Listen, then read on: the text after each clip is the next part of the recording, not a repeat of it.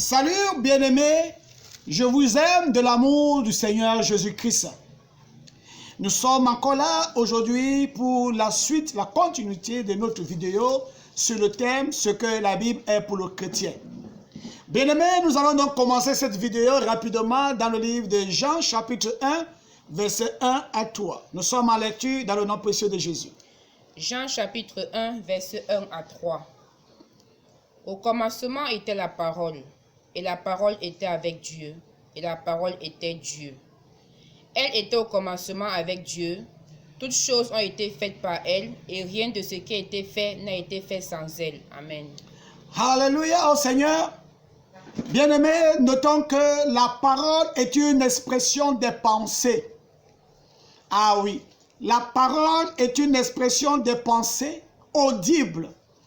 Et je veux que vous notiez également que c'est du cœur que viennent les pensées.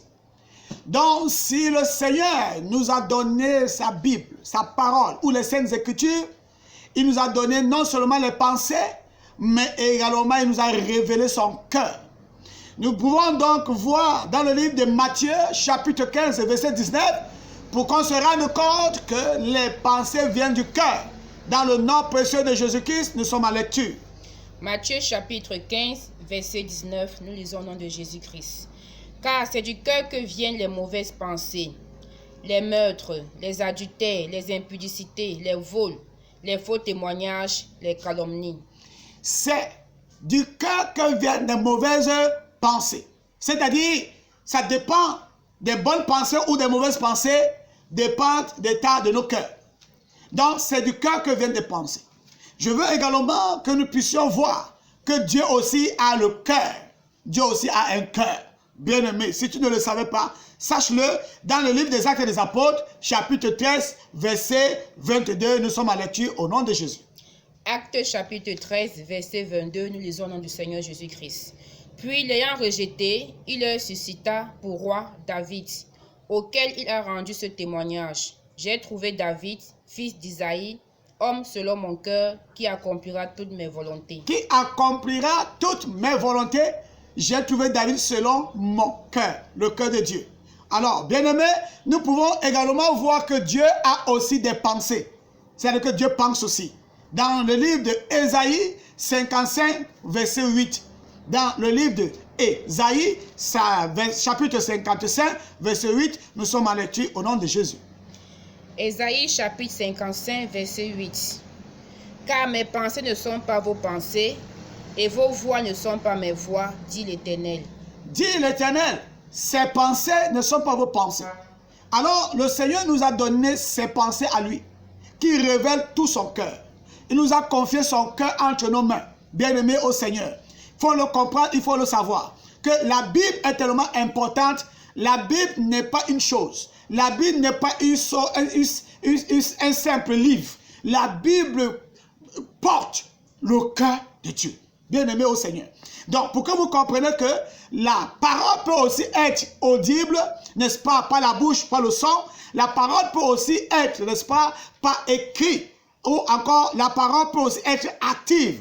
Mais ce qui est très important ici, c'est que vous compreniez, bien-aimés, que tout ce que Dieu a créé, puisqu'il a dit dans le livre de Jean chapitre 1, verset 3, nous allons relire ça, Jean chapitre 1, verset 3, nous sommes en lecture, Jean chapitre 1, verset 3, nous sommes en lecture au nom de Jésus.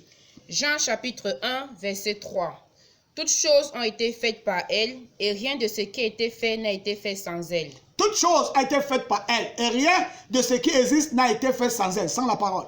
Tout a été fait par la parole. Et la parole, c'est les pensées. Les pensées, c'est le cœur, comme on a dit tout à l'heure. Bien aimé, tout ce que Dieu a créé, il a pensé. Ça vient de son cœur. Tout ce qui existe, le Seigneur a pensé. Ça vient également de son cœur. Pour dire que si nous négligeons la création, si nous maltraitons la création, nous sommes en train de blesser le cœur de Dieu. Nous sommes en train de mettre le cœur de Dieu à mal. Lorsque nous négligeons la Bible, lorsque nous méprisons, n'est-ce pas, les connaissances ou encore la pensée de Dieu, nous sommes en train, n'est-ce pas, de blesser le cœur de Dieu. Lorsque nous sommes en train de mener une vie qui ne calque pas, qui ne s'inspire pas de la pensée de Dieu, nous sommes en train de blesser le cœur de Dieu. Parce que tout ce que Dieu a créé vient de son cœur et il a exprimé ses pensées et il a amené à l'existence tout ce qui vit aujourd'hui dans le Seigneur bien-aimé. Alors, bien-aimé dans le Seigneur, il faut le comprendre, il faut le connaître, que tout ce que Dieu a créé vient de son cœur. Et Dieu étant lui-même le mystérieux, tout ce qu'il a créé n'est que le fruit de mystère. Et la seule chose, la seule clé qui peut décoder les mystères de Dieu, pour comprendre comment ça fonctionne, pour comprendre comment sont les limites, pour comprendre la volonté parfaite de Dieu sur chaque chose, il n'y a que la connaissance. Il n'y a que la connaissance. Ce n'est pas la connaissance que nous pouvons entrer dans les mystères de Dieu. Ce n'est pas la connaissance que nous pouvons entrer dans le cœur de Dieu. Ce n'est pas la connaissance que nous pouvons comprendre, n'est-ce pas, la profondeur, n'est-ce pas, de la volonté et les plans de Dieu. Bien-aimés dans le Seigneur. Nous pouvons lire dans le livre de Osée, chapitre 4, verset 6. Lisons cela dans le nom de Jésus-Christ. Osée, chapitre 4, verset 6, nous lisons au nom du Seigneur Jésus-Christ. Mon peuple est détruit parce qu'il lui manque la connaissance. Puisque tu as rejeté la connaissance, je te rejetterai, et tu seras dépouillé de mon sacerdoce, puisque tu as oublié la loi de ton Dieu. Je veux que vous notiez quelque chose, bien-aimé. Le problème de Dieu, c'est du fait que l'homme est en train de mourir ou l'homme se détruit à cause de l'ignorance. Ah oui, bien-aimé. Voilà pourquoi il dit, mon peuple est détruit. Mon peuple meurt. Mon peuple est en train de vivre du n'importe quoi. Mon peuple est esclave à cause de l'ignorance parce qu'ils n'ont pas la connaissance. C'est la connaissance qui est la clé. Ce n'est pas la connaissance qu'on peut entrer dans les mystères. Ce n'est pas la connaissance qu'on peut déverrouiller le cœur de Dieu. Ce n'est pas la connaissance qu'on peut voir encore l'étendue de la grandeur de Dieu.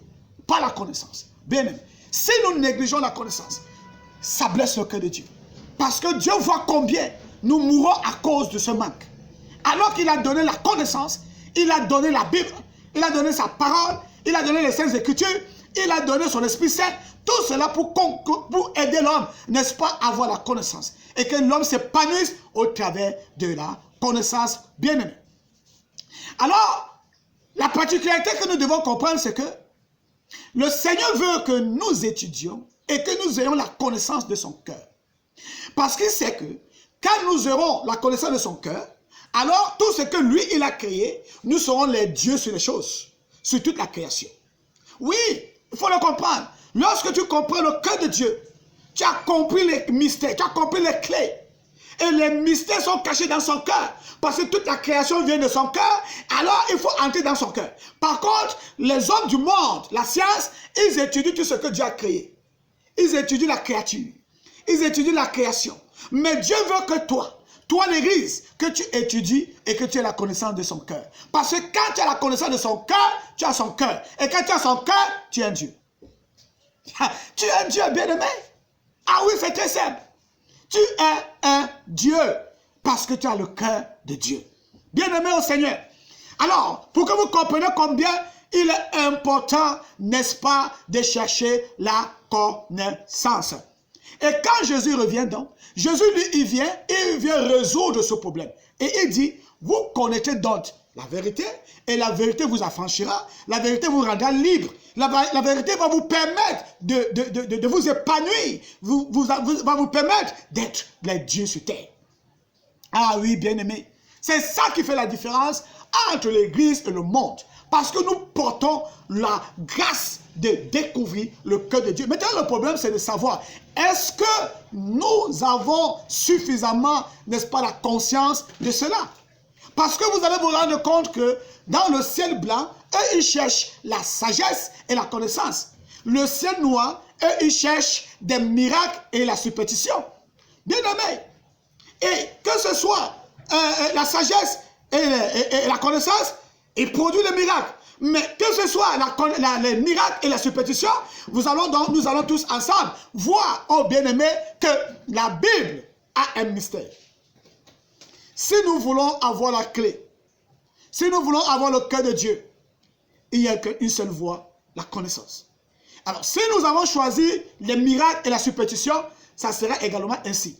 Mais Dieu, dans sa vie, dans son plan, dans ses desseins, il veut une chose, que nous étudions et que nous ayons la connaissance de son cœur. Alors, si nous regardons donc dans le ciel blanc, nous allons nous rendre compte de quelque chose qui est extraordinaire.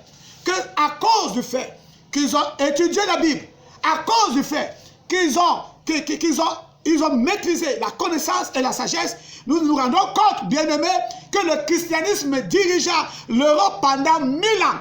Bien-aimés, et ayant le contrôle religieux, mais aussi économique et politique.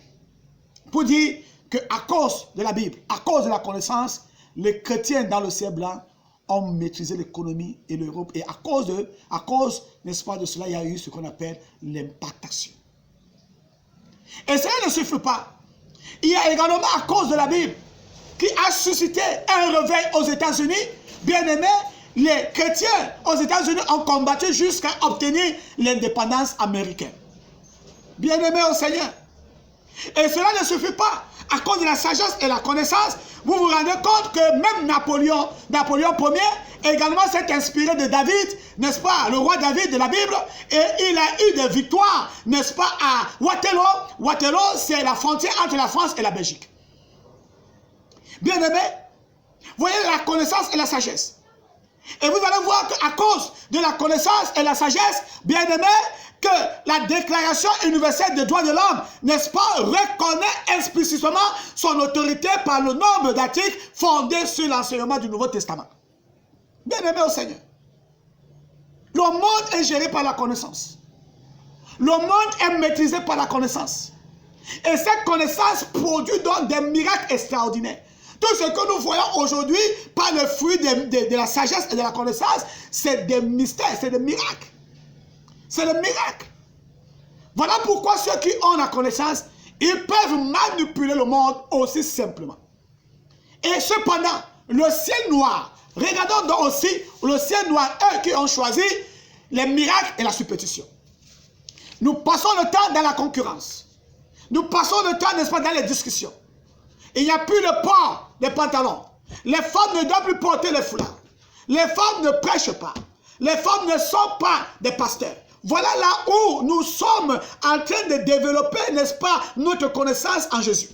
Dans des discussions folles, dans des concurrences, où aujourd'hui dans le ciel noir, il n'y a que les défis des voitures, il n'y a que les défis des assemblées. Un grand homme de Dieu, dans le ciel noir, c'est celui qui a 1000, 3000 membres. Bien aimé, c'est celui qui a les jets privés. Jusqu'à ce qu'on se vante même que l'un des plus grands pasteurs riches dans le monde, c'est celui qui se trouve dans le ciel noir.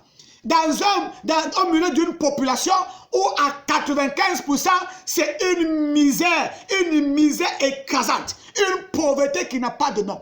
Bien-aimé au Seigneur, où nous sommes dans des concurrences, l'autre a l'onction, l'autre dépasse l'autre.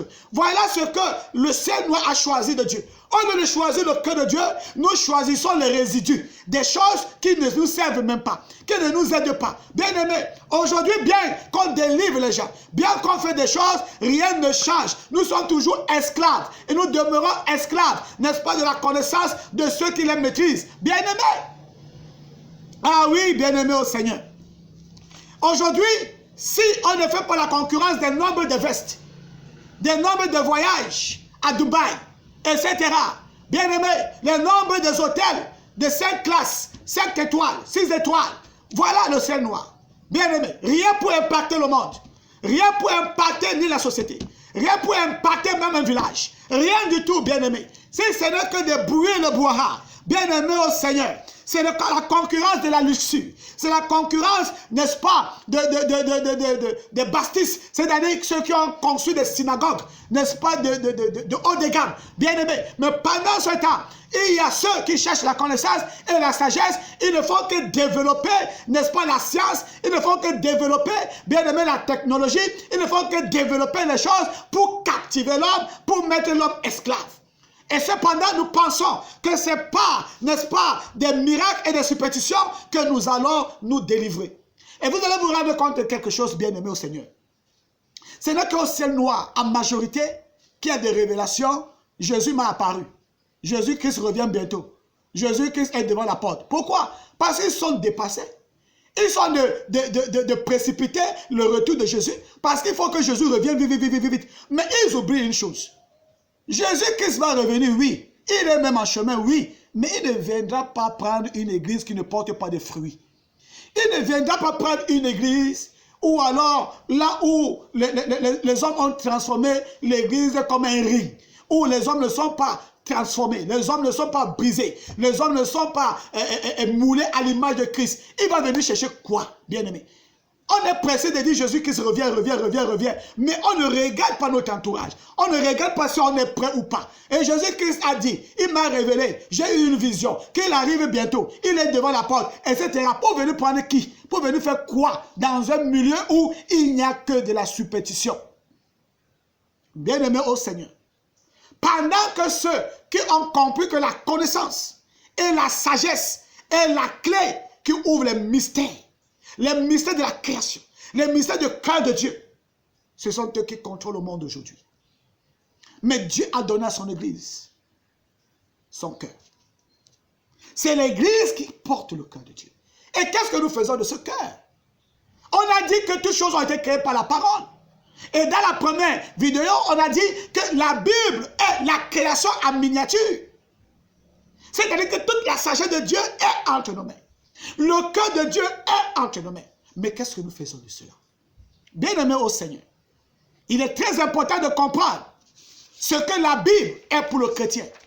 La Bible, ce n'est pas qu'une simple chose. La Bible porte l'Esprit de Dieu. La Bible porte le cœur de Dieu. La Bible porte les pensées de Dieu. La Bible porte la science de Dieu. La Bible porte toutes les vertus de Dieu. Bien-aimés au Seigneur. Bien-aimés au Seigneur. Revenons au Seigneur. Revenons à Dieu. Il faut que le ciel noir prenne conscience afin de posséder l'héritage dont Dieu a donné, qui est la parole. Bien-aimé, qu'est-ce que tu fais de ta Bible? Qu'est-ce que tu fais de ta Bible? Est-ce que tu es spirituel pour comprendre le mystère spirituel de la Bible? Parce qu'il faut être spirituel pour décoder le spirituel dans la Bible. Ah oui, il ne faut pas être dans la chair et dans les combinaisons des vaines manières du monde où tu n'es pas brisé, tu n'es pas délié et tu penses que tu peux comprendre la Bible. Tu ne peux pas. Tu vas lire la Bible sur la surface, la surface littérale. C'est-à-dire que la simple lecture. Mais les révélations, la révélation Réma vient de Dieu. C'est l'Esprit de Dieu qui révèle les mystères de Dieu. Et l'Esprit a été donné à l'Église. Mais comment les gens du monde peuvent maîtriser l'Église jusqu'à assujettir l'Église? Où aujourd'hui, on ne peut même pas parler. Bien aimé, vous ne voyez pas qu'il y a un problème? Est-ce que c'est la volonté de Dieu même que nous cherchons? Ou alors nous sommes venus chercher à résoudre les problèmes de nos ventres, comme la conjoncture fait qu'il n'y a plus de travail aujourd'hui. Nous tous, nous devenons des pasteurs, parce que c'est la seule voie où on peut arnaquer le peuple, ou encore on peut se faire voir. Bien aimé, ce n'est pas ça l'objectif. Christ n'est pas mort sur la croix. Seigneur n'est pas mort sur la croix pour venir fabriquer les ratés, pour venir fabriquer ceux qui ne peuvent pas impacter le monde. Christ descendra dans sa gloire. Dans la gloire. Et comme Jean-Baptiste, qui a préparé le chemin de Christ, c'est autour de l'église de préparer la seconde venue. Est-ce que l'église est prête? Est-ce que vous avez même les prophéties des nations? Est-ce que vous avez même les prophéties des derniers temps? Est-ce que vous avez des révélations? Mais tout cela est dans la Bible. Quand vous passez tout votre temps de chercher les mariages, chercher des voyages, chercher des machins, trucs, vous allez sortir de l'esclavage quand? Quand? Alors que le monde maîtrise les hommes par la connaissance. On maîtrise le monde, on assujettit les hommes par la connaissance. Mais vous remplissez des synagogues où vous partez chercher des miracles et des superstitions où il faut des voyages, il faut que moi aussi je voyage, il faut que moi aussi j'entre dans l'avion, il faut que moi aussi j'aille à Dubaï, il faut qu'on dise aussi que je m'habille bien, il faut qu'on dise aussi que j'ai une grosse voiture, et plus quoi? Bien-aimé, Christ est venu pour dépouiller l'homme. Christ est venu pour sauver l'homme. Christ est venu pour nous offrir son cœur. Voilà pourquoi Jean-Baptiste disait qu'il a reçu la mission de prendre les cœurs des hommes amenés à Dieu et le cœur de Dieu aux hommes. Cela n'est que possible par la parole, bien-aimée. Comme on a dit tantôt, que la parole de Dieu sont les pensées de Dieu. Et les pensées de Dieu, c'est son cœur. Bien-aimé au Seigneur, je pense que cette vidéo va encore une fois de plus t'édifier. Et à la suite, nous allons entrer dans des mystères de la parole. Et que tu comprennes l'importance de la Bible. Ma courte prière, c'est que tu comprennes vraiment l'importance et qu'il y ait un réveil. N'est-ce pas, bien-aimé, qui nous soutiendra et glorifiera le Seigneur. C'est dans le nom de Jésus-Christ que j'ai prié. Amen.